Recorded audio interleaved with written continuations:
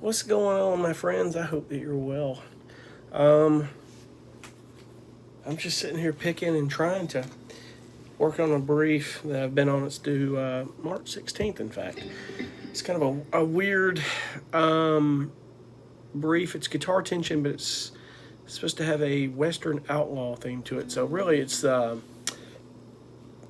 guess the sound of guitar that you get and the progression you're playing, and then what you add around it, what percussion and whatnot.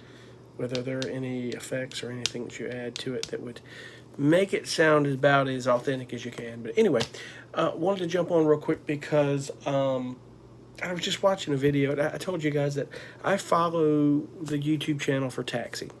Not that you should join Taxi, but you really should follow that channel because Michael Lasclo does an amazing job at keeping composers educated and giving some of the best advice. He really does a great job, and I've got to give him props for that.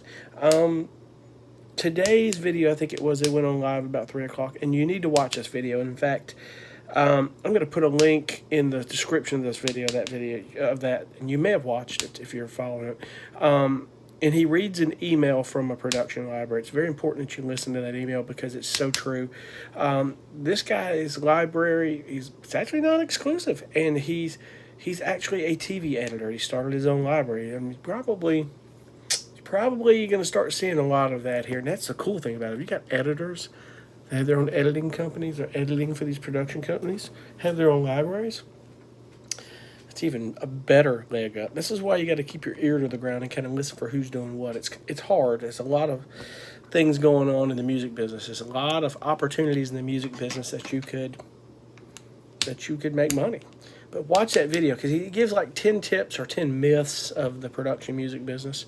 And basically, it's, don't get married to your production music, guys. Just set it, forget it, and don't fret it. I've said this on many times, but I want you to watch that video because if you're new in this business, you need to understand what risk it is just pulling your tracks from libraries and doing things. And it says it all. But just watch that video. Also, I have a new strategy that I'm going to go by with this year. I've changed up some things. And I know some of you do stock music and royalty-free music, and contrary to belief, I don't have anything against that. If the royalty-free libraries will let you do whatever you want other than that, I don't have any problem. I've said a million times, if Epidemic Sound would let composers do whatever they want other than that and quit bullying them out of their PRO, I'd send them music. I don't have a problem with them other than that. But I have some older tracks that are in Pond 5 I've had for years. Some have gotten licensed, but some probably will never do much. But I'm really good at doing a lot of corporate commercial music and corporate music, and I don't really work with a lot of publishers that pull in that kind of music. So I really am aching to do it. I got to put it somewhere. So I signed up for just the music that's in there. I went in and signed up for the Pond 5 Publishing and let them register it so they can pay close attention to if things are getting, placed on anything broadcasting, because that goes to show you even they will tell you, we can work harder to track where this is getting placed and try to call these clients and make sure they're reporting in the Q sheets. You got a lot of people who say, you got to have a PRO. You should do that. Even that Daniel guy, he's big on stock music libraries. That's most of what he does. He'll tell you got to have a PRO. And I don't have anything against it if it works. I just have never done a lot of it. It's never really worked for me. My biggest success has been with exclusive libraries.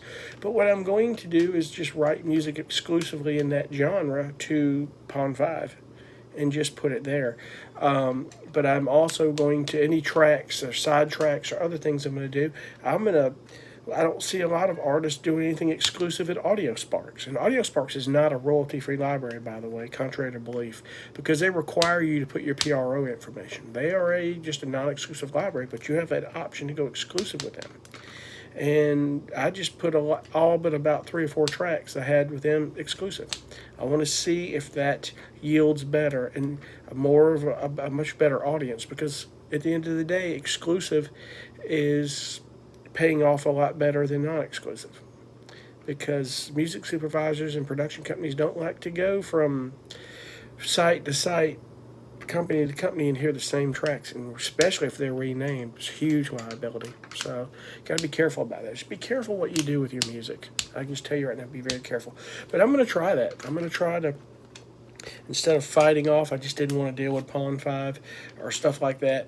And I know they're probably not the greatest company they deal with on that deal, but they do a lot of commercial music and a lot of other stuff that a lot of libraries that work with don't take. They take a lot of my rock stuff, various rock, and they take a lot of my tension underscore. Now there are things I have written for a couple of my libraries that are borderline corporate commercial, and they've taken them, and they've gotten placed big time. So you don't know. They just don't take a lot of it. So if I want to do a lot of it in a year and really do that, I think why not just put it up in different avenues and see where the income comes about? It really doesn't make a difference to me as long as it's everybody's doing the right thing. Now, I get it. Their business model is not really.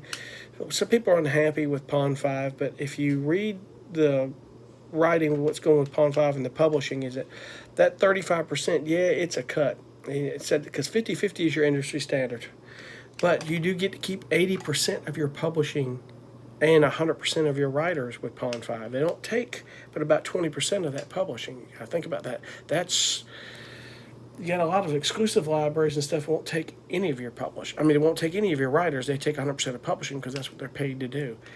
And some people wonder that maybe Pond5 needs more incentive to maybe take the publishing, you get the writers, and give you more up front. And I agree that would probably be even more fair to do. But be that it may, I don't work with a lot of upfront stuff anyway. I'm used to it and I don't care because most everything I make is back end.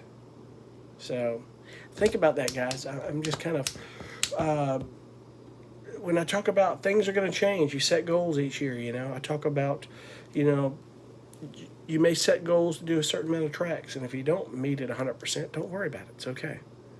Just keep plugging away at it. That's all we can do. Life happens. It really does. So some of these briefs can slow you down. You're not doing a queue a day, and that happens. Don't worry about all that. That's just petty stuff. Just keep plugging away and keep writing music. That's all you can do. Anyway, thank you guys for watching. I wanted to get on and I wanted to mention that. Watch that video. I really think that it will help a lot. And if you somehow don't see it in my description, just go to Taxi TV on YouTube and you can subscribe to it. It's free. It doesn't cost you a thing. And it's another great resource just to watch and learn about this business. In today's video, he went on, I think it was today. Yeah, no, it was because I said it was an hour ago. And he talks about the 10 myths of production music and so on. And when it gets to that email, that's point 10, right after his 10th point myth. Listen to that email that he reads because there's some people just do not understand the business. They start, well, I haven't received royalties yet, and blah, blah, blah, and start pulling music out of the library. Listen to that very carefully. It'll help you a lot. Help you understand why it's good to, don't marry your production music. Keep it there, especially if they're getting you placements. But even if not, I mentioned some time ago, I've got a couple libraries that don't get me a ton of placements. One of them I've got 800 and something, almost 1,000 pieces of music in their library, and they haven't gotten me a ton of placements. But that's not to say one day that music isn't going to be cool one day and start hitting. That's just the nature of this business. Don't do as much music a year as I was for them. I do it for other libraries that are getting me placements. It's a part of find your home in this business, and it will come. Keep writing that music. Anyway, be cool. I'm off, and I'll see you guys on the next video. I appreciate it. Be cool. Bye.